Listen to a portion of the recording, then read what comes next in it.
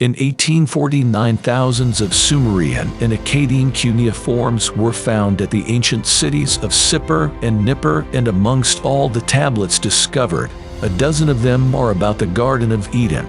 According to research, subsequent cultures like Assyrians and Babylonians who rose to prominence in that area made a project of taking Sumerian texts and translating them into their language, and because of that, scholars can read the language because it belongs to the family where the code could be cracked, and believe that for hundreds of years, these tablets were translated wrong.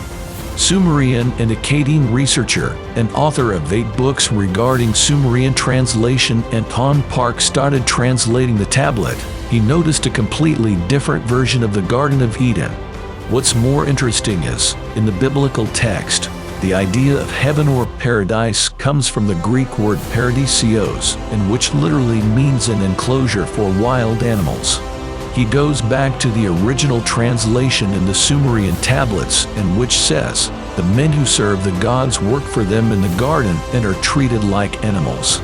So, could it mean that the God in the Garden of Eden who created Adam was not the real God who created the heavens and the earth? Was he the one mentioned in Isaiah chapter 14 and 2 Thessalonians chapter 2 verse 4? He also discovered in his translations that he discovered the word Karsik, which translated to city of the gods, and found the highest points in Turkey are named Karadağ or the Black Mountain.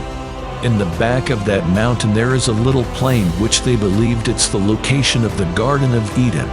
According to him, that these 10 tablets also tell about how the Garden of Eden was created. He discovered that the Sumerian gods arrived on Earth to create a colony and be able to survive, and apparently they suffered damage and ended up on this mountain because of a war.